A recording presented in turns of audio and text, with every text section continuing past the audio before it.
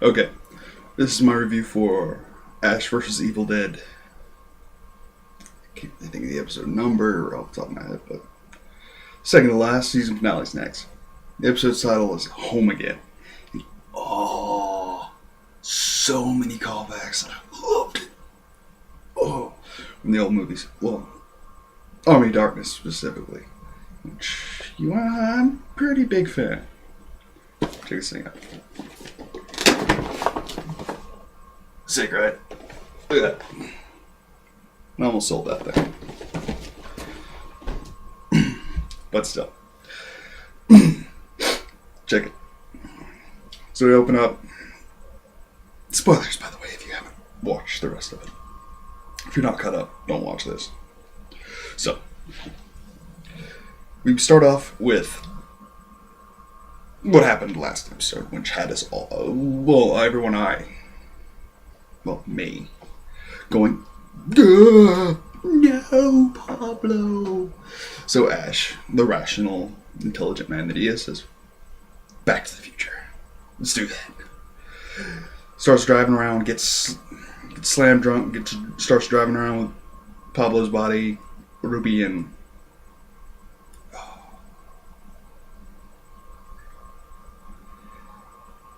it'll come to me later. I can't think of the girl's name off the top of my head. I'm a fan, but I just can't. I'm blanking. It doesn't matter.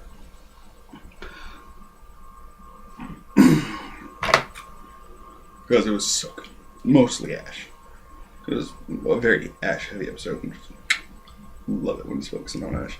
So we start off, they're riding around, and he hits 88 miles an hour just as Ruby's reading off Pablo's skin, which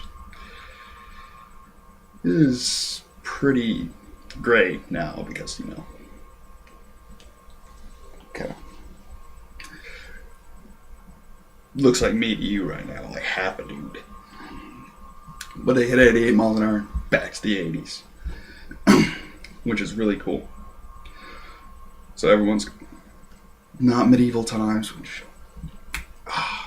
but I feel like it's going there. We're going there. There's gonna be freaking dragons. Oh, that's next season. That's gotta be next season. Next season's Army of Darkness. Hopefully. Now we know time travel is a thing. So then they go to decide, you know what? We're gonna stop. We're gonna nip this in the bud. We're gonna go to the cabin before I show up to read the book and just nip it in the bud. Well, they get there. Well, they go out to the woods and they go, something ain't right. Well, first Ash puts a little letter with Pablo's body in the trunk, going, "Hey, don't worry. We're here to. If you're reading this, you were dead. No, you're not. P.S. You were dead." So we get that.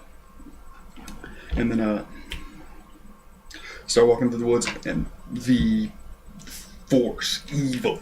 It's never really explained what the camera thing is, which the evil is attacking them. And Ash going, I didn't read the book yet. I don't know what's going on. And that's what happened. And so they run out. It starts running. Ash runs into the cabin, but he gets there alone. So separating Ruby and it's gonna kill me. I can't remember her name. Say it's gonna.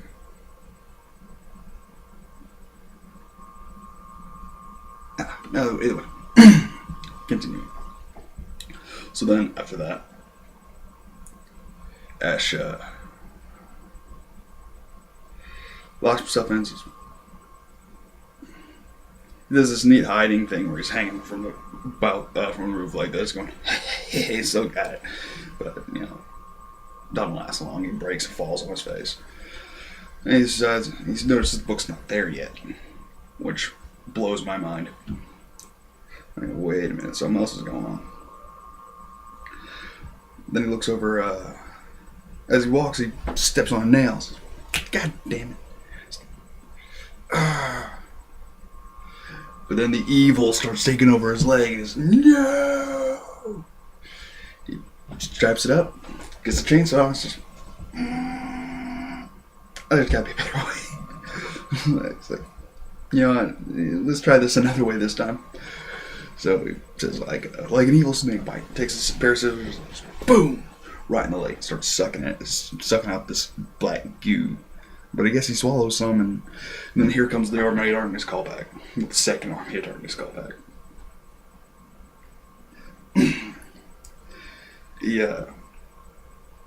He gets a mini Ash stuck inside of him.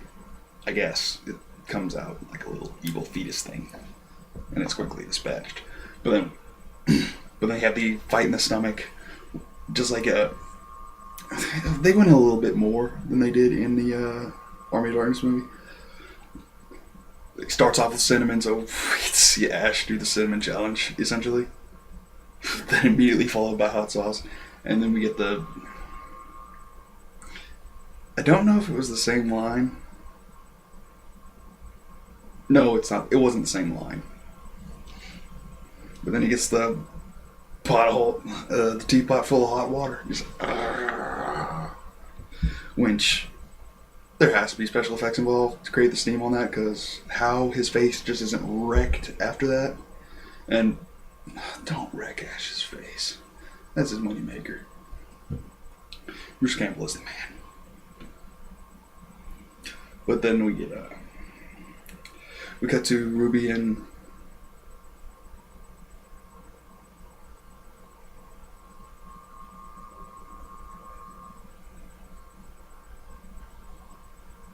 I'm going to kill him. No. I'm going to kick myself when I remember her name. She's been there since the freaking beginning. And I'm blanking. But when we get to them, we get another Evil Dead callback with they're attacked by a tree, which this time they're survivors from it, which is great. They stab in the eye, evil black pus. There's a lot of pus. There's a lot of pus in this episode.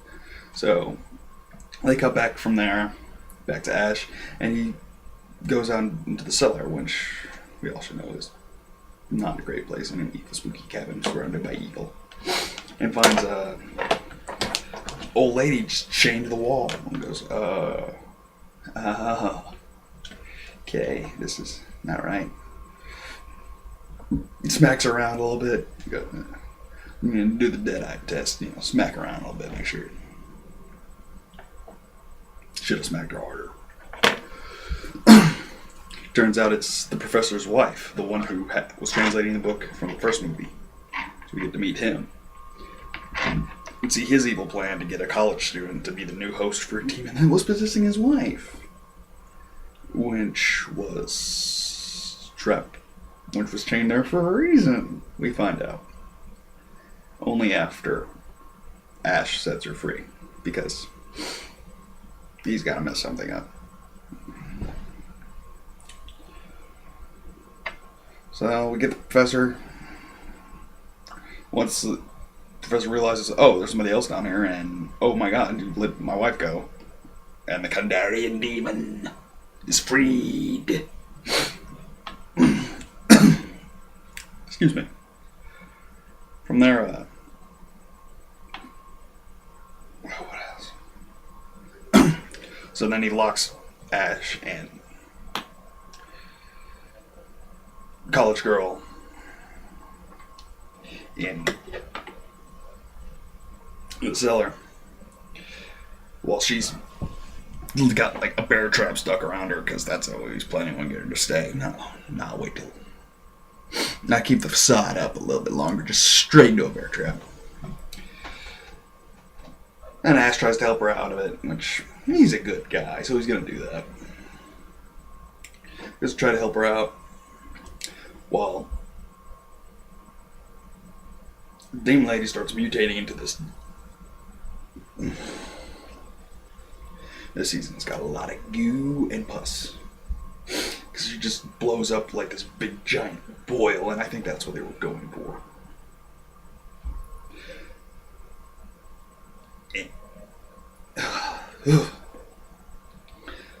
I can't say that the demons have adapted, because this is technically the past. So Ash finally says, "Alright, bring it." Busts out the chainsaw. Boom, right to the gut. This normally works. Every other time. Except this time, he starts getting in there, and this goo and pus locks up the chainsaw, and he's pretty much boned. Gets to the shotgun, gets knocked away, and then we have the Kandarian demon possessing this professor's wife, sitting there going, "Oh, little bird, you dirty little bird, I'm going to hurt you very bad." And then that's the end of the episode. More! I want more! Finish this! Like, you could take this episode, next episode, and if there was one more episode, smack them together, and like, boom, that could have been a whole movie. But I love this series. So I'm so mad at myself for not getting into this earlier. But either way, for not getting into reviewing it earlier, so I could have gone through this whole season with you, with people. But who knows? If you want me to go back and do that, comment down below.